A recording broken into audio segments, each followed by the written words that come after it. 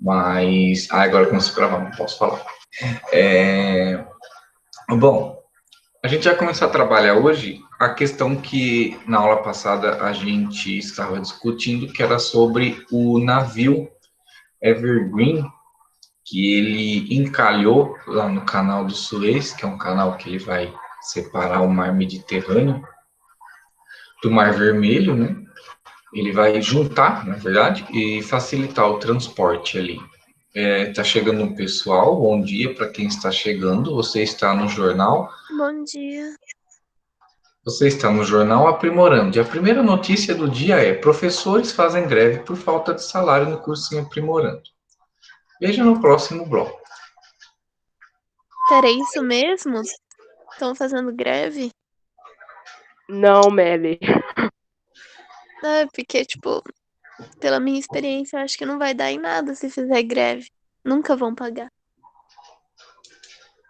Aqui é greve de fome, filho. Eu tô com uma fome que eu vou falar para você. Eu também. Nossa, eu tive que fazer um leite com café antes de começar essa aula, porque senão não ia rolar, não. Bom, mas como está gravando, estamos ao vivo para todo o Brasil. Olá, YouTubers! Olá! Para quem gostou desse vídeo, curta, compartilhe. Para quem não gostou, curte e compartilha também, porque aumenta o meu sucesso e o nosso sucesso. Bom, então vamos começar a nossa aula. Então hoje a gente vai estar falando sobre esse bonitinho aí, que inclusive um caminhão dele também atrapalhou o trânsito lá na China. Na China, essa empresa aí não está bem da imagem aí. O navio Evergreen, ele é um navio que ele estava transportando aí por meio desses containers aí, uma capacidade imensa de mercadorias. Ele tem 400 metros de comprimento e por uma tempestade de areia, que ela é ocasionada pelo que a gente chama de ventos alísios, né, são os ventos que eles partem do ocidente e vão para o oriente, né, de leste a oeste. Então esse navio ele veio com essa rajada de vento muito forte, ele deu uma viradinha aí e inclusive colocou à prova questionamento da eficácia, né, dessa largura do canal, até porque esse canal de Suez ele sofreu aí uma expansão no centro dele de 35 quilômetros, criaram uma segunda via para permitir com que por uma passagem desse navio por uma passagem ampliada, você tivesse um trecho que um navio estaria vindo e outro navio estaria voltando, né? Para não acontecer, de repente, um problema como esse que aconteceu,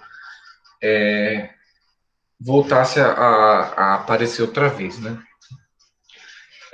Em 2023, que vai ser o momento em que eles vão finalizar, em 2015 foi iniciado esse projeto, a partir de 2023, quando eles finalizarem esse projeto, eles pretendem aumentar aí de 45, né, mil navios para 93. Então, um número bem expressivo, né, por caso dessa expansão que eles estão fazendo aí, né. Bom, para quem não sabe sobre o canal de Suez, hoje a nossa aula vai ser um pouquinho diferente, eu estou utilizando os slides aqui. Aliás, eu quero falar para vocês que assim que a nossa aula acabar, não necessariamente assim que acabar, mas eu estou falando que depois que acabar, eu vou estar passando uma lista de exercícios para vocês de tudo que a gente já viu na nossa aula e o que a gente vai ver nas próximas aulas. Então, fiquem atentos aí, né? Vão ser exercícios de preferência de vestibulares mais conhecidos aí, que a galera costuma prestar mais, para vocês conseguirem fixar o conteúdo aí. Bom, ele foi inaugurado então em 17 de novembro de 1869, passou por um processo histórico imenso. A intenção de se criar um canal como esse daí, ela vem desde a antiguidade, desde a época dos egípcios, né? Os faraós fizeram uma tentativa, não conseguiram. Depois, futuramente, a gente tem a questão do Império Otomano também.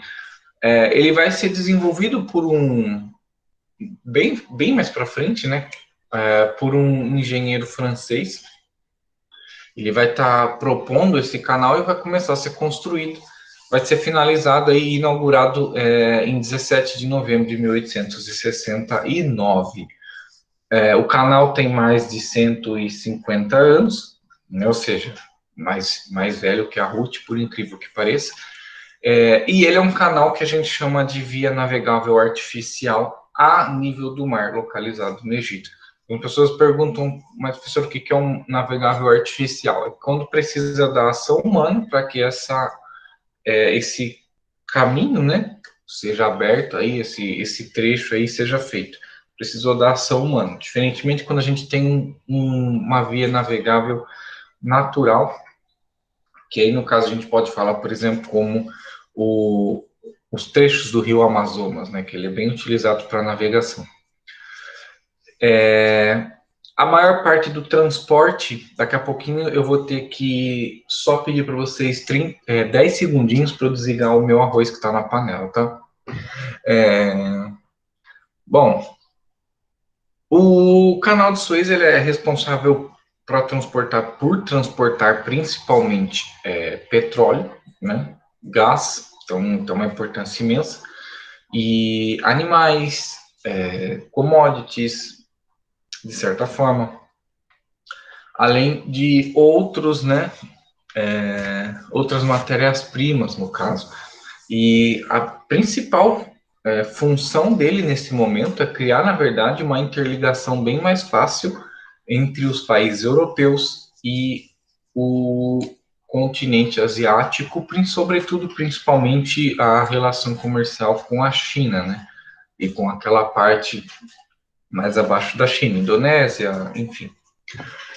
Então, ele vai ter então essa ligação do Mar Mediterrâneo e o Mar Vermelho, e 193 quilômetros de extensão. Ele vai ter 24 metros de profundidade. É bem grande, para quem não sabe o que é isso. 5 metros numa piscina, você na hora de subir já fica com falta de ar. Você imagina 24 metros.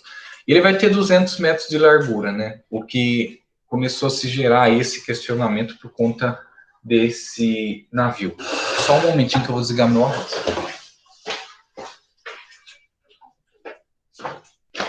Porque ontem, gente, eu queimei meu arroz, sabe? Bom, então, vou dar uma... Qualquer dúvida pode me parar para perguntar, tá? Para xingar, para fazer o que vocês bem entenderem. Bom, eu vou estar passando aqui para vocês, mas o canal de Suez, acho mais fácil abrir pelo Google Earth, né? Aqui ele está em Campinas, meu amor. Mas você vai sair de Campinas, tá? Aqui. Bom, aqui nós temos o continente africano. Vocês estão enxergando aí? Tá dando para ver aí meu sucesso de perto? Tá bom, obrigado. A gente está vendo aí o continente africano. O continente africano que ele vai ter uma característica um pouco diferente do continente americano, por exemplo, apesar de, por um tempo bem anterior, né, esses continentes estarem ligados ao que a gente chama de Pangeia. Mas o canal de Suez ele vai se concentrar exatamente aqui. Para vocês terem uma ideia, a capital do Egito ela está aqui. A minha setinha está... Não sei se vocês estão conseguindo enxergar a minha setinha, mas eu vou chegar aqui no mar, tá? Estou aqui no mar, aqui em cima. E a capital do Egito ela vai ficar aqui. O canal de Suez ele está basicamente aqui, né?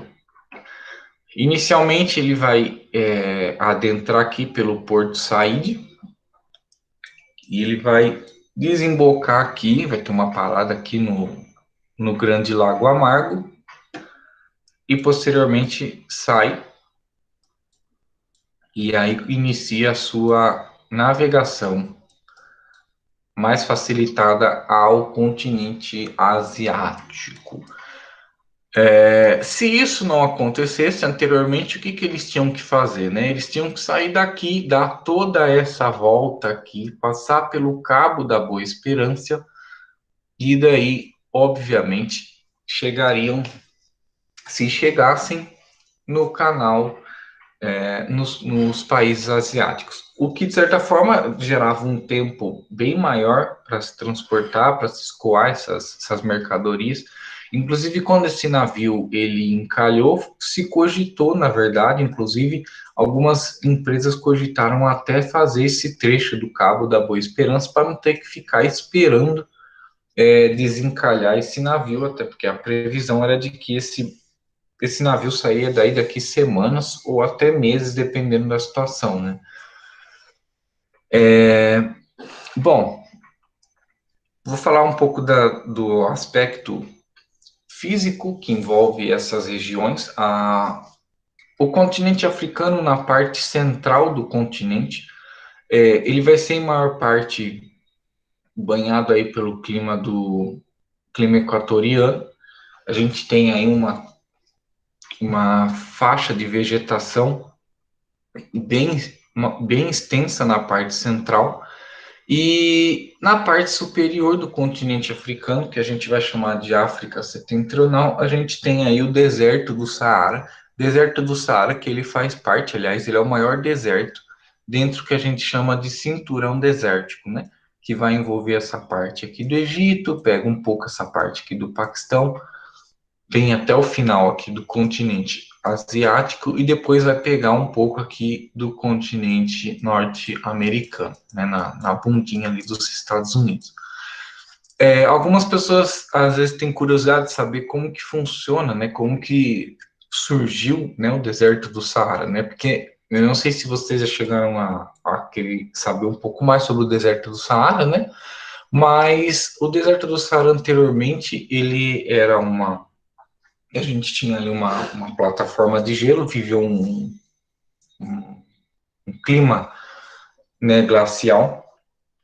Esse gelo, com o passar do tempo, ele se derreteu, e aí a gente tinha ali a formação de vários pântanos, né? Conforme a primeira, não se tem vestígios, né, até porque a areia cobriu uma boa parte da história, né, de como que isso foi se alterando ao longo do tempo até chegar na configuração que a gente vê, mas a princípio uma das hipóteses que se tem é de que por um certo momento a insolação solar, nossa, insolação solar, meu Deus, mas o raio solar ele começou a incidir de uma forma bem mais forte, né, nessa região aqui, o que coincidiu com que a questão do albedo se aumentasse, favorecendo aí o processo desértico. Apesar de que quando a gente fala deserto, a imagem que muitas pessoas têm é de um lugar que só tem areia, que não tem nada. Em uma boa parte, sim. Mas isso não significa que ele é ausente de vida, ausente de vida alguma, na verdade.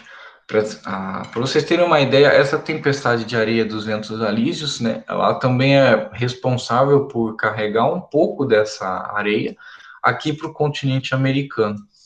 Para vocês terem uma ideia, isso ajuda bastante na fertilização da floresta amazônica, essa areia do deserto do Saara, parece brincadeira, mas não. E, de certa forma, também ela é sentida aqui no continente norte-americano, né? Uma parte aí, um trecho aí também, obviamente, do continente europeu, que está bem próximo aqui.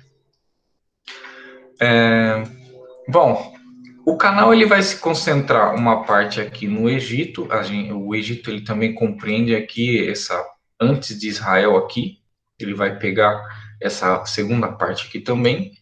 A gente precisa levar em consideração de que a estruturação urbana do continente africano, ela se funciona da seguinte forma, né?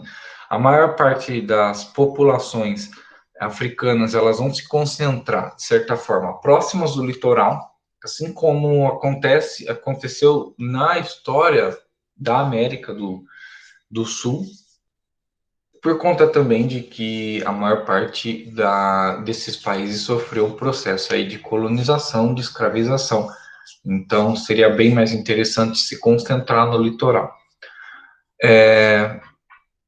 O deserto do Saara ele tem as peculiaridades. Se vocês pararem para dar uma olhada aqui, a gente vai ver que você tem pequenos aglomerados urbanos no deserto do Saara, e isso vai se dar pelo que a gente chama das características das águas subterrâneas, né?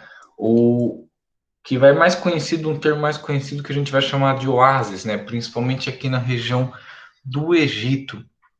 Você tem vários locais aí que possuem uma quantidade imensa de água subterrânea, o que de certa forma favorece aí a instalação urbana, vamos dizer assim, né? Bem simples, não muito elevada, até porque 62% do continente africano ele ainda é predominantemente rural, mas vai favorecer com que nós tenhamos alguns aglomerados urbanos próximos desses oásis, né, que são esses lagos aqui.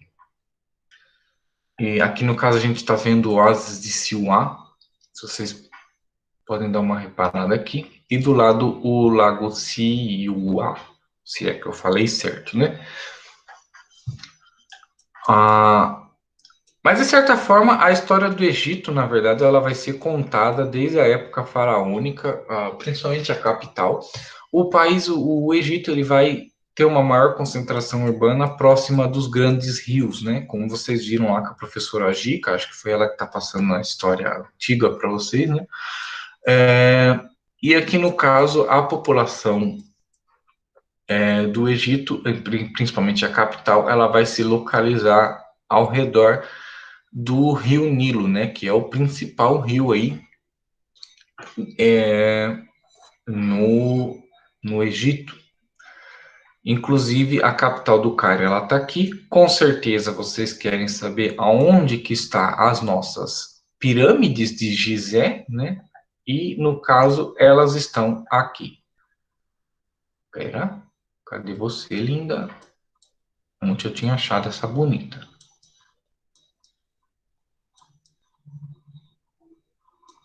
Está aqui. Aqui. Olha que engraçado, né? Porque a pirâmide está aqui e aí depois a gente já começa uma faixa bem maior desértica nessa parte aqui de trás, né? Mas as pirâmides elas ficam aqui, onde tem uma atividade turística muito grande, né?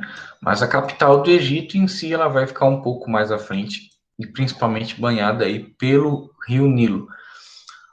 Uma coisa que passou a se trabalhar bastante, apesar do Egito ser um país que uma atividade mais forte vai ser aí a questão do petróleo, né, e do gás, começou a se expandir por conta da criação de uma represa à agricultura, né, gente? Então, é um país que tem também trabalhado bastante no avanço aí da agricultura.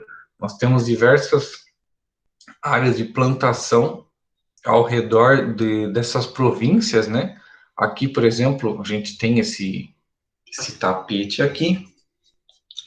Então, é uma característica bem forte que está sendo trabalhada aí no Egito, além da questão portuária, que acaba também trazendo, de certa forma, vários turistas, né, para conhecerem o funcionamento. E próximo aqui do porto, a gente também vai ter um desenvolvimento urbano, obviamente que voltado aí para o funcionamento desse canal, né? Uma economia que possivelmente se desenvolveu por conta da criação desse canal e ao longo do tempo. Bom, como eu estava falando para vocês,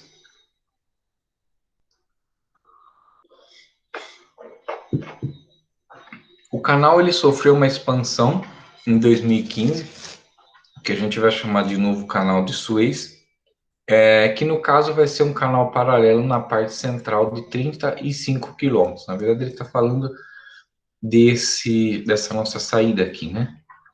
Vocês estão conseguindo enxergar aqui esse investimento aqui. Bem no comecinho de Porto Said aqui, e depois nós temos também esse trecho aqui. de 35 quilômetros. Essa travessia pelo Canal de Suez, ela dá de 11 a 18 horas, é um tempo relativamente pequeno, em consideração de que navegar por navio no oceano é bem mais demorado do que navegar por avião, né?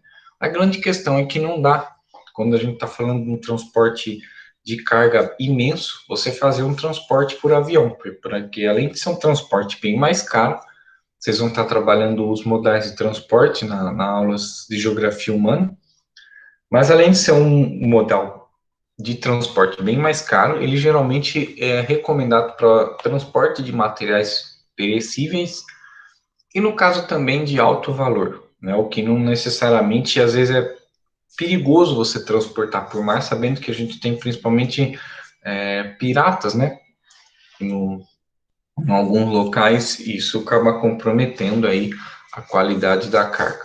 O canal de Suez, ele vai ser responsável aí de 8 a 12% do comércio mundial. Vai abastecer principalmente aí os mercados europeus e o mercado norte-americano, sobretudo por meio dos insumos que vêm aqui da China, né? O que acontece e o que gerou todo esse bendito desse problema? Esse navio ele bloqueou o canal de Suez por 6 dias, né? E o que acontece? A gente já tem, de certa forma, né, um pequeno atraso que ocorre para que todos esses navios consigam escoar de forma bem mais facilitada. Aí você pega, por exemplo, a questão da cadeia global de fornecimento. Porque o que acontece? Quando a gente teve a pandemia, né, estamos ainda na pandemia, você houve ali a gente teve ali uma paralisação da indústria. No caso, muitas indústrias tiveram que parar, ou seja, a produção industrial ela reduziu globalmente. Em todo o país a gente teve uma redução da produção industrial, o que de certa forma já prejudicou bastante a questão do abastecimento. Eu não sei se vocês lembram um pouquinho da questão da demanda, da oferta e da procura, mas funciona da seguinte maneira. A partir do momento que a gente tem uma alta demanda, a princípio o preço ele vai se reduzir, né? Quando você tem uma demanda pequena, a intenção é que para evitar que se acabe, você acabe aumentando o preço, né, desse serviço e daí no caso selecionando aí uma parcela bem pequena que vai poder ter acesso. Esse tipo de situação, ele aconteceu não só com a questão das mercadorias, mas também com a questão do transporte desses insumos, né? Para vocês terem uma ideia, o transporte de um navio, eles tinham um custo aí de $1.000, né? Por determinado trecho. E ele aumentou para $4.000 por conta da pandemia. Então você já tem aí um aumento exponencial que, obviamente, que vai se reverter nos preços dos produtos que a gente tem aqui, sobretudo os eletrônicos, né?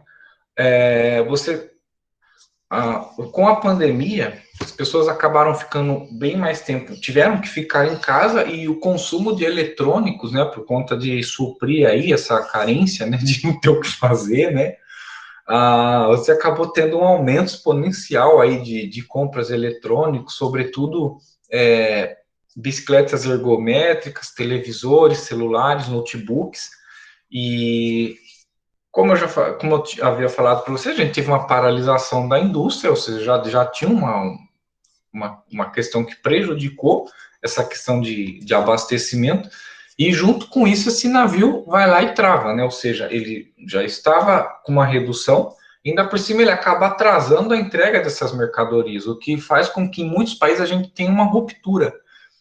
Um exemplo claro disso, aqui no Brasil a gente sentiu de forma mais sensível o aumento dos celulares, celular que estava anteriormente a R$ 1.500, por conta de abastecimento, ele ganhou R$ 400 aí para custear essa manutenção do aparelho aí no país, né? Para justificar isso. E também a gente pode pegar, por exemplo, que para quem não conhece muito a Samsung não vai ter muita noção, mas tem um celular que é o Galaxy M51 que ele sofreu esse problema de abastecimento. A gente precisa ter noção de que com a globalização, não necessariamente o celular ele vai ser feito todo em um país, né? A gente sabe que, por exemplo, o processador do celular de um celular da Samsung, da Apple, ele pode gente, aliás, eu preciso desabafar sobre a Apple, mas enfim. A gente sabe que com a globalização você tem a questão da internacionalização da produção, né? As empresas cada vez mais elas buscam condições de mão de obra, né? Onde você tem uma quantidade de matéria-prima maior daquele produto que você precisa desenvolver. Então, o processador geralmente ele pode vir da Indonésia, ele vem da China. O seu fone de ouvido ele pode estar sendo produzido no Marrocos, o seu carregador vai ser produzido um exemplo, né, sei lá, no Canadá, e chega tudo aqui no Brasil, o Brasil monta, né? Então a gente teve uma falta, né, dessa questão de reposição. Então ter esse aparelho ele ficou um tempo aí sem voltar, sem estar à venda no mercado, né?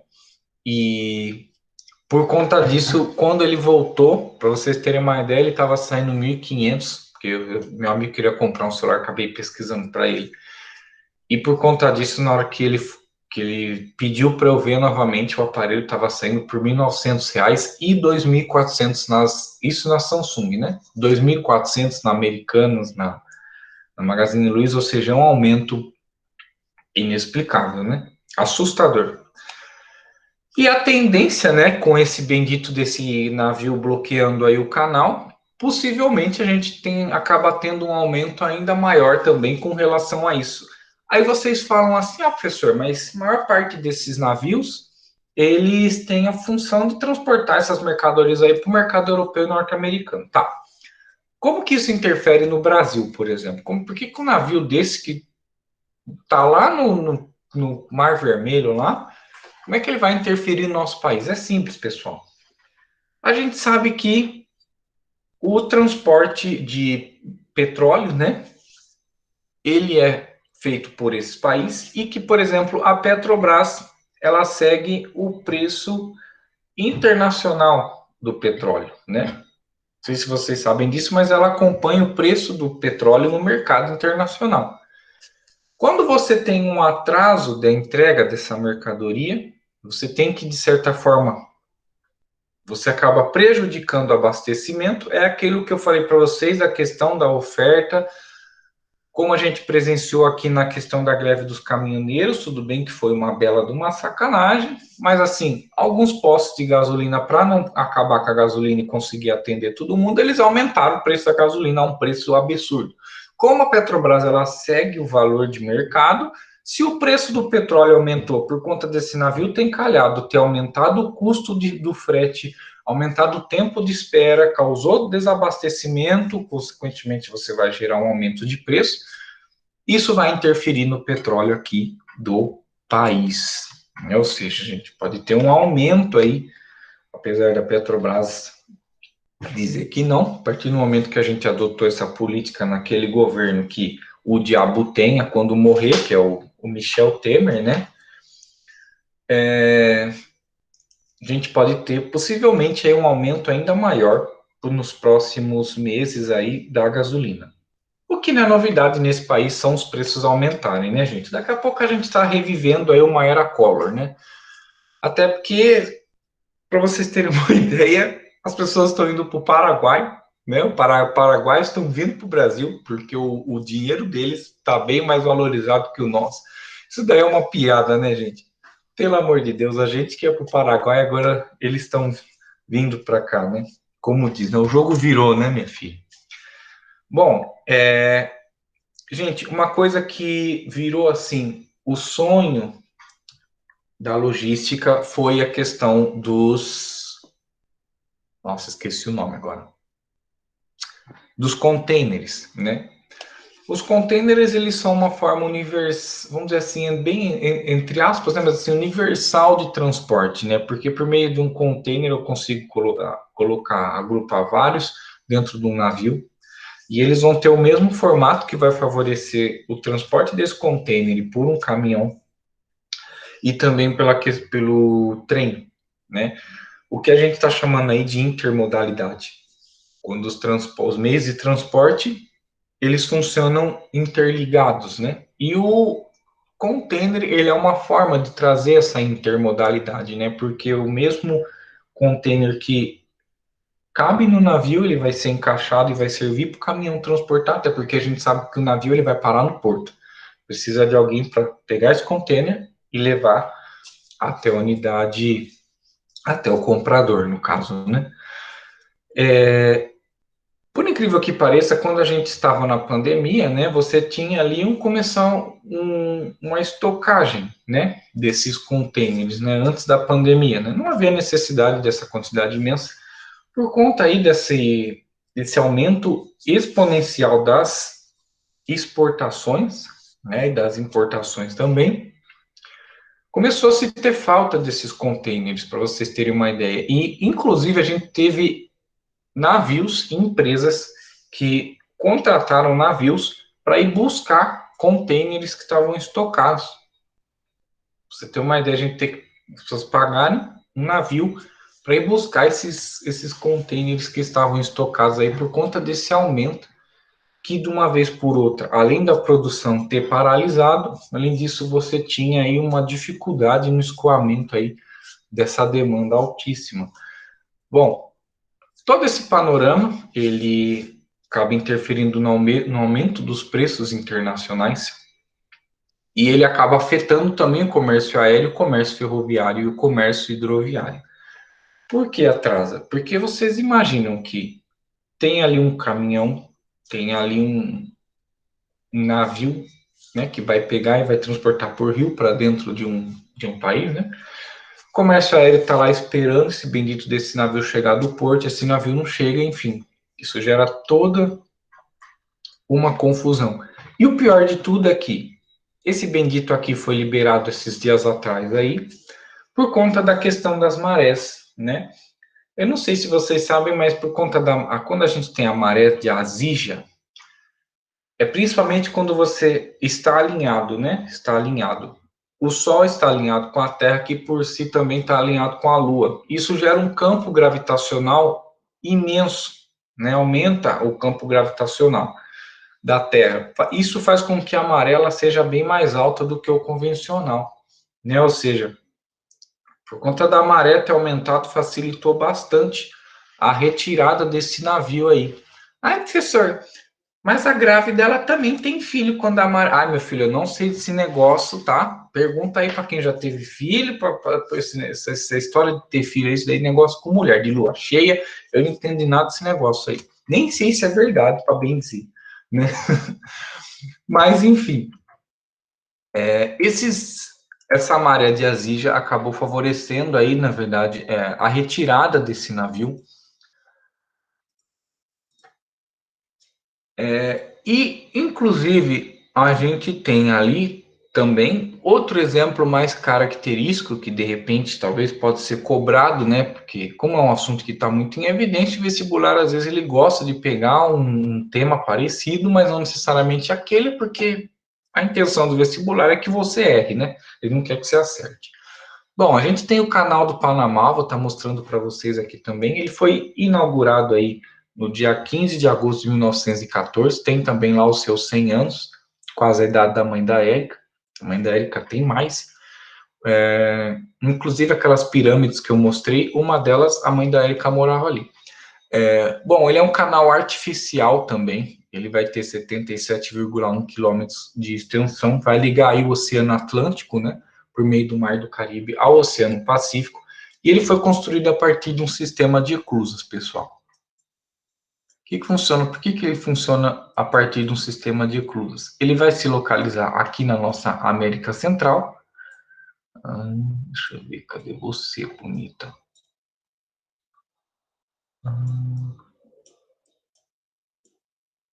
Cadê, meu Deus?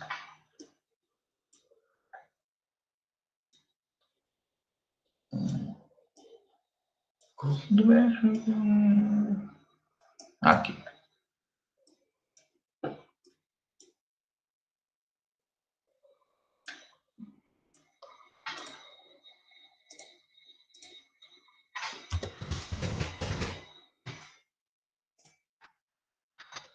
Achei. Esse bonito aqui.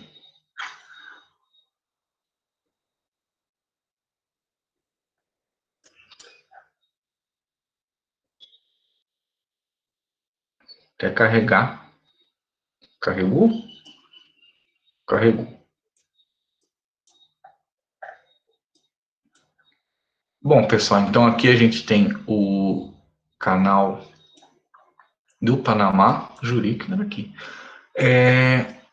Esse lago Gatun, ele tem uma altitude, ele está acima do nível do mar, né? O que faz com que ele seja necessário trabalhar com um sistema de eclusas aqui. O sistema de eclusas, ele funciona basicamente da seguinte forma, né? Você vai criando um elevador, né, que vai elevando o nível da água para que ele fique na mesma altura aqui, desse lago, né, que está a uma altitude maior que o nível do mar. Diferentemente, a gente vai perceber isso na questão do canal de Suez, que aquela parte do lago ali, né, ela está toda ao nível do mar. A parte elevada as maiores altitudes do relevo que a gente vai ter aqui no caso, no continente africano, vão se localizar aqui na parte da Eritreia, né, que a gente tem os vales, os rifts, né, que vai ser chamados, e vai concentrar aí uma altitude de 4.500 metros de altitude. Vou estar passando aqui para vocês têm esse elevado aqui, possivelmente aconteceu por conta, achei, tá aqui em 3D, não sei se vocês estão conseguindo enxergar, uma elevação que possivelmente é resultado da sobreposição de uma placa a outra, né, que formou aqui esse elevado aqui, principalmente na região da Eritreia, vai pegar um pouco ali a Etiópia, essa elevação aqui do nosso relevo. Por incrível que pareça, quando a gente já pega aqui a questão do canal de Suez, apesar desses imensos bancos de areia aqui, a gente está falando de uma região, maior parte, que vai ser abarcada de planícies, né? Diferentemente, o deserto do Saara, ele contém uma parte de planaltos, que vai ficar bem mais à esquerda do continente africano, e aqui a gente vai ter as planícies, e em alguns momentos a gente vai se deparar com depressões, mas proximamente aqui, próximo do canal de Suez, a gente, na verdade, vai ter uma área de planície. Para vocês terem uma ideia, aqui a gente está bem próximo do nível do mar, você tem aí uma altitude de 25 metros, 14 metros, até chegar, obviamente, no mar, que é aí zero, né? Bom, então, o outro canal que a gente tem vai ser também o canal do Panamá. Esse bonito que tá aqui. Cadê você?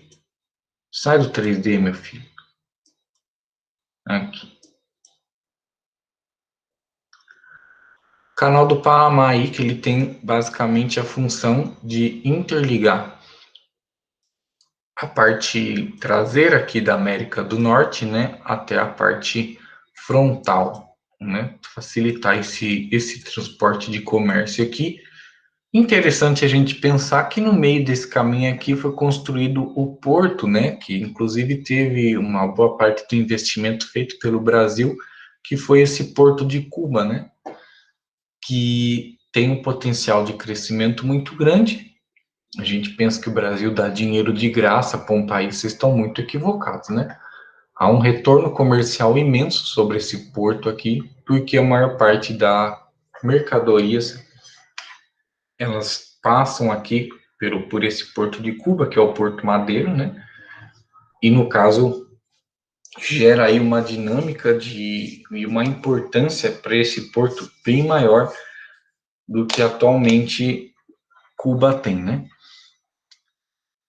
Bom, as discussões que a gente pode ter em torno desse caso é o seguinte, né? Que é uma base, acaba sendo uma base do capitalismo, né? A questão da circulação da mercadoria, né? Ou seja, Milton Santos, né, e a Maria Laura Silveira, no livro deles de Natureza do Espaço não, é outro nome do livro, gente, eu não lembro, devia ter tacado o nome do livro aqui.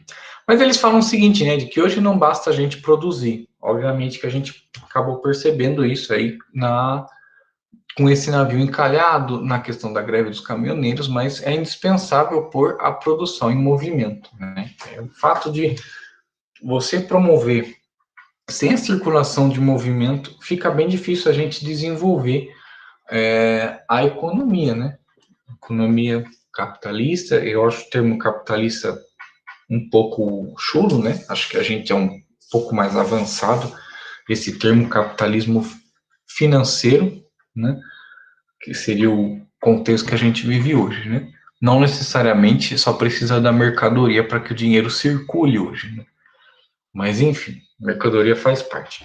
E também a questão da logística, né? Que o Castilho, que é um professor de geografia que a gente tem aqui na Unicamp, mas ele é conhecido não porque ele é da Unicamp e eu estudei lá, mas ele vai dizer o seguinte, né? Que a gente compreende a logística como um conjunto de processos, de procedimentos e ações que tem como função organizar e otimizar o movimento dos produtos, que ele vai desde o fornecimento dos insumos, né, até o consumidor final. Inclusive, ele vai implicar nesse acompanhamento do produto, né, no seu movimento, gerenciamento de estoques, just in time, just in place, importação e exportação e outros serviços vinculados ao armazenamento, distribuição e agregação de valor aos fluxos materiais, certificação, embalagem, etiquetada. Não sei se vocês sabem, mas essa questão de certificação é um negócio muito sério, né? A gente pode pegar, por exemplo, a questão do café. Se você pega um café que ele tem uma certificação internacional, é porque ele tem uma procedência, uma qualidade bem maior do que um café sem certificação nenhuma. Isso gera um valor agregado ao material bem maior, né? A gente acaba tendo um pouco disso no Cerrado. A nossa aula já está acabando, tá, gente? A gente acaba tendo um pouco desse panorama com o café do Cerrado e com o café aqui da Alta Mogiana. Inclusive, eu fui visitar uma fazenda lá que produz café que tem a certificação internacional. E aquela região ali, ela é conhecida internacionalmente como uma região que produz um café pelas condições de altitude, né, de clima, totalmente favoráveis à produção de um café de altíssima qualidade. E aí essa empresa, ela tem uma dificuldade de vender café aqui no Brasil, porque o brasileiro, além do preço, né, acabou se acostumando a tomar o café tradicional, que dentre os cafés, né, que a gente tem, ele é o pior café, né? Ele é o café que você torra ali, uma torra bem maior, mas essas fazendas que ficam em torno aí, elas são responsáveis por escoar esse café para a Europa, e esse café ele volta para cá, adivinha? Nas cápsulas da Nespresso, né, meu amor? Que você paga R$ 30, 10 cápsulas para você tomar café. Mas é isso, né? Bom, isso gerou uma crítica, né, e entendeu uma fragilidade no que a gente chama de just-in-time, que ele é uma forma de funcionamento, né, da circulação de mercadorias, que vai dar ali desde o Taylorismo. A gente sabe que no Fordismo a gente se trabalhava ali com a questão da acumulação, né, de estoques, né, e isso gerou um certo problema, né, num determinado momento. A gente teve, né, a crise, obviamente, lá da Bolsa, né, enfim. Esse just-in-time, que significa que no momento certo, ele é um sistema que tem esse objetivo de produzir essa quantidade exata de acordo com a demanda, né? Ou seja, eu tenho uma empresa, eu vou lá, eu chego, sei lá, vou montar o celular da Samsung, eu vou chegar para a unidade de produção da Samsung lá na China e vou falar assim, olha, eu vou precisar de 20 mil chips do modelo do celular tal, E eu preciso que ele chegue dia tal, porque o estoque que você mandou aqui para mim, ele vai estar acabando por esse momento, então eu preciso que chegue um pouco antes. Então ele vai funcionar de acordo com a demanda, diferentemente do que a gente tinha anteriormente, e ele vai acabar, obviamente precisa chegar de uma forma rápida, não é necessário formar estoques, fazendo com que esse produto ele chegue no seu destino no tempo certo, por isso que carrega o nome de Just in Time, né? Isso acabou tendo uma questão na pandemia, né? Como que essa forma de trabalhar das empresas hoje acaba tendo, de certa forma, uma certa fragilidade, né? Porque com a pandemia, o fato da gente não ter mercadoria estocada fez com que causasse o desabastecimento. Até então, a gente está falando de insumos eletrônicos, né? Produtos eletrônicos que acabaram tendo um avanço, mas e se a gente está falando de comida, né? E se a gente está falando de países que dependem 90% da exportação de alimentos, né? Como que a gente resolveria esse problema? Um navio desse que encalha, como que você resolve um problema desse? Né? Você acaba causando desabastecimento, de repente, a depender da situação, né? De carnes, né? Porque, por exemplo, o preço do... Se um navio desse encalhe e demorasse muito para tirar ele, se eu estou transportando animais para fazer o abate, né? Para a produção de carnes, enfim, o que isso pode causar? Esses animais vão morrer, né? Porque se tem uma quantidade de comida adequada para tantos dias, de repente esse bendito desse navio precisa ficar esperando lá, e esses animais podiam morrer no meio do percurso, né? Uma boa parte deles. Isso não só causa um prejuízo, né? Essa questão do just in time causou não só um prejuízo, porque também agora que esse navio foi liberado, uma boa parte desses navios que agora estão voltando à sua circulação, eles vão chegar tudo de uma vez nos portos.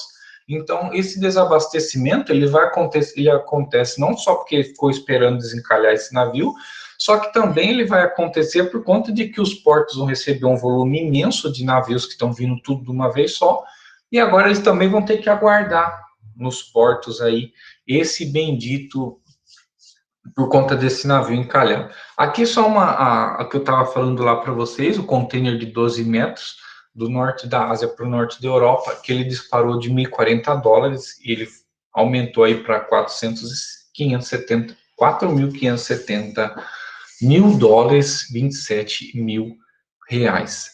A gente já tem sentido bastante esse aumento de preço ultimamente. Enfim, se alguém tiver alguma dúvida, eu posso tirar para vocês. A nossa aula acaba por aqui. Fica aqui o meu desabafo, gente. Essa semana, a dona Apple lançou o iPad, né?